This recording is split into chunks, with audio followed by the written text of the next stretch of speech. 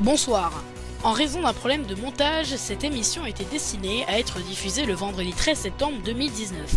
Veuillez nous excuser pour la gêne occasionnée. Madame, Monsieur, bonsoir. Au programme, nous parlerons du discours d'Emmanuel Macron qui a eu lieu la semaine dernière à l'Elysée au sujet de l'immigration.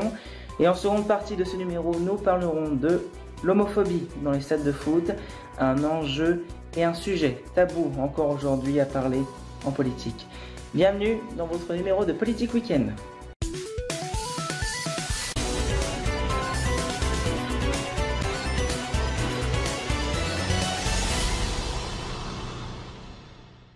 Il faut parler d'immigration. Cette phrase ne vient pas de l'opposition, mais bel et bien d'Emmanuel Macron.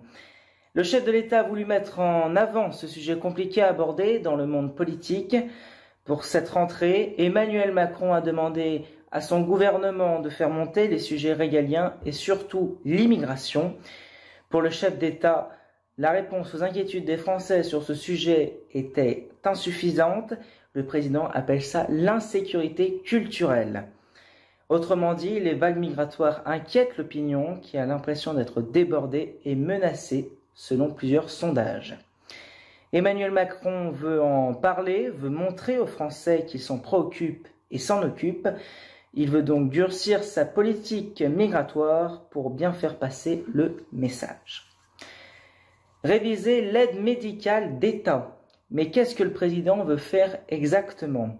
D'abord, il y aura à la fin du mois un premier débat sur l'immigration à l'Assemblée nationale. Le gouvernement pourra dire ce qu'il fait, les oppositions pourront dire ce qu'ils devraient faire. C'est le premier but de ce rendez-vous, tel que l'a résumé un responsable de la majorité. Lors de ce débat, il n'y aura pas de vote, mais tous les sujets seront abordés. Revoir les conditions du droit d'asile et réviser l'aide médicale d'État font partie des pistes. Le premier but de l'aide médicale aux migrants en situation illégale est d'éviter les épidémies ou d'avoir des personnes en très mauvaise santé qui deviennent une charge bien plus lourde.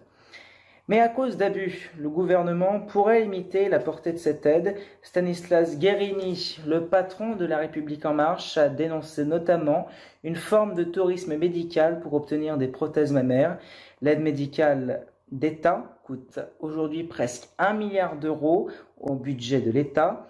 Y toucher était encore totalement tabou, il y a encore moins de 10 ans.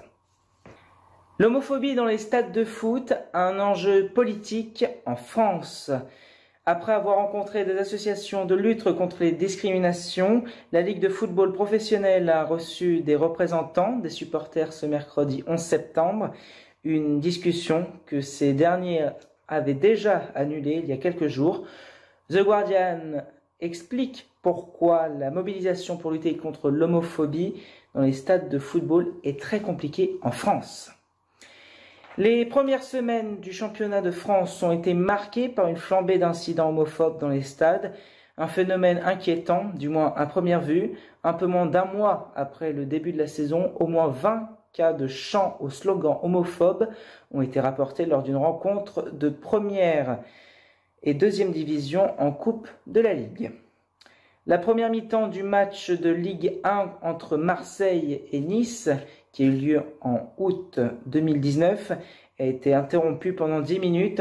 Des supporters du stade d'Alliance Riviera avaient déployé 2 banderoles au message homophobe et une troisième pendant le match.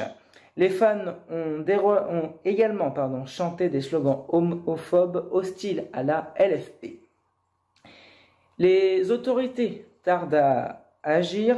Des scènes similaires s'étaient pourtant déroulées à Nîmes le week-end précédent. Et 2 jours après les événements de la Côte d'Azur, le match de Metz contre le PSG a été interrompu quelques minutes au milieu de la première période pour les mêmes raisons. En dehors du championnat national, une rencontre de Ligue 2 entre Nancy et Le Mans avait aussi déjà fait l'objet d'une suspension temporaire quand certains supporters de Nancy s'étaient mis à chanter des chants homophobes. La réactivité des arbitres et les sanctions prises par les instances de football s'inscrivent dans le cadre des mesures prises cet été par la LFP pour éradiquer l'homophobie dans les stades.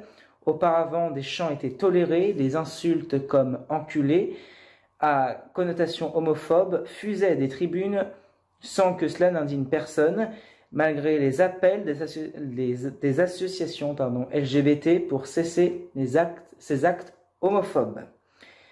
Retrouvez toute l'actualité sur notre compte Twitter et Instagram @groupeinfotv ou encore sur notre site internet www.infotv.fr.nf. Voilà, c'est la fin de cette édition. Merci de l'avoir suivi. Quant à moi, je vous retrouve dès vendredi prochain pour votre 3e numéro de Politique Week-end. Excellent week-end à tous. À bientôt.